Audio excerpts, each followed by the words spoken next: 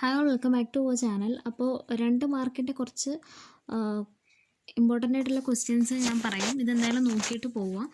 ഒന്ന് റാഫിഡ്സ് എന്താണെന്നുള്ളത് നോക്കുക. അതുപോലെ തന്നെ ഡ്രൂസസ് എന്താണ്, സിസ്റ്റോലിത്ത് എന്താണെന്നുള്ളത് നോക്കുക. അതുപോലെ തന്നെ ഹിസ്റ്റജൻ തിയറി നോക്കുക. വേണമെങ്കിൽ എപ്പിക്കൽ സെൽ തിയറിയും എന്താണ് 2 മാർക്കിന് ചോദിച്ചേക്കാം കേട്ടോ. 1-2 ക്വസ്റ്റ്യൻ പേപ്പറിൽ കണ്ടിട്ടുണ്ട്. പിന്നെ ആലോറോൺ ഗ്രെയിൻസ് എന്താണെന്ന് നോക്കുക. അതുപോലെ തന്നെ nectaries, hydathodes, schizogenous and lysigenous duct, hardwood and sapwood, പിന്നെ ring porous wood and diffused porous wood, spring wood and autumn wood, hardwood and soft wood, pollen wall, pollen allergy, pollinium, periderm, embryo sac, ടെപ്പീറ്റത്തിൻ്റെ functions, double fertilisation, fats and oils. ഇത്രയും question എന്തായാലും നോക്കിയിട്ട് പോവുക. 2 മാർക്കിൻ്റെ ക്വസ്റ്റ്യനാണ്. 2 മാർക്കിന് ഒരു 4 പോയിൻറ്റ്സ് നോക്കിയാൽ മതി. ഓക്കെ, 4 പോയിൻറ്റ്സ് ആണ്.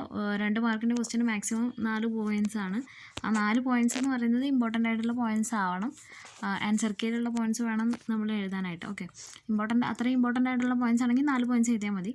അല്ല, നിങ്ങൾക്ക് അറിയുന്ന ചെറിയ ചെറിയ പോയിൻറ്റ്സ് ആണെന്നുണ്ടെങ്കിൽ കുറച്ച് എക്സ്ട്രാ പോയിൻറ്റ്സ് എഴുതേണ്ടി വരും കേട്ടോ.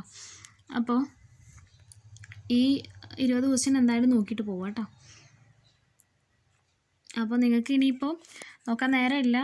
ഈ 20 ക്വസ്റ്റ്യൻ്റെയും ആൻസർ വേണമെന്നുണ്ടെങ്കിൽ ജസ്റ്റ് കമൻറ്റ് ചെയ്യാം. ഞാൻ വേണമെങ്കിൽ അതിൻ്റെ ഒരു വീഡിയോ കൂടി ചെയ്യാം. ഈ ഒരു ക്വസ്റ്റ്യൻസിൻ്റെ ആൻസേഴ്സ് വരുന്ന വീഡിയോ കൂടി ചെയ്യണമെങ്കിൽ ചെയ്യാം കേട്ടോ. അപ്പോൾ അത്രയേ ഉള്ളൂ. Thanks for watching.